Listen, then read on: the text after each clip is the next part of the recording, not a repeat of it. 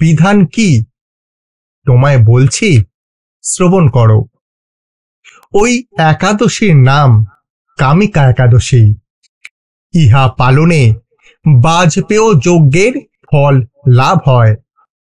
গয়া, কাশী, নৈমিষারণ্য, পুষ্কর প্রভৃতি তীর্থে বসবাস ও স্নানের যে সকল ফল পাওয়া যায়, তৎসমুদয় ফল শ্রীকৃষ্ণ পূজার্চনে ও তদীয় গুণমহিমা শ্রবণ কীর্তনে লাভ হয়। পদ্মপত্রে জল যেমন স্থিরভাবে থাকতে পারে না, শ্রীকৃষ্ণ পূজা করলে হৃদয়ে স্থিত পর্বত প্রমাণ পাপ রাশিও নষ্ট হয়ে যায়।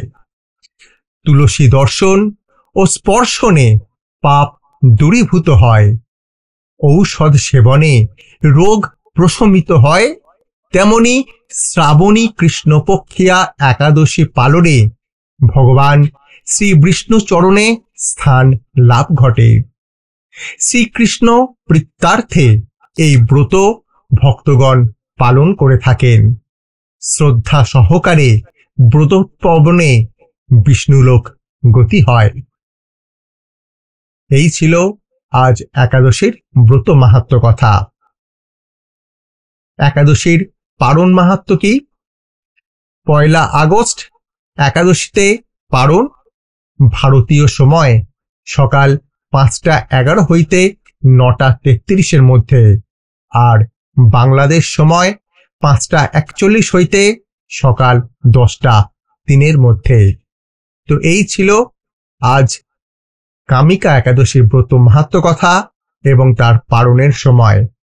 ভিডিওটি কেমন লাগলো অবশ্যই কমেন্ট সেকশনে জানান।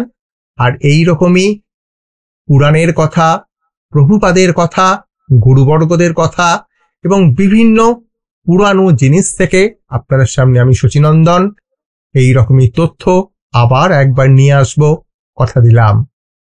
ততদিন সুস্থ থাকবেন, ভালো থাকবেন, আর কৃপা করবেন আমাদের যেন হরিভক্তি হয়, কৃষ্ণ পাদ পদ্মে মতি থাকে। জয় অনন্ত কোটি বৈষ্ণব বৃন্দের জয়, জয় আকর মঠরাজ মায়াপুর শ্রী চৈতন্য মঠের জয় এবং তৎ শাখাসমূহ সমস্ত গৌরীয় মঠের জয়। হরে কৃষ্ণ।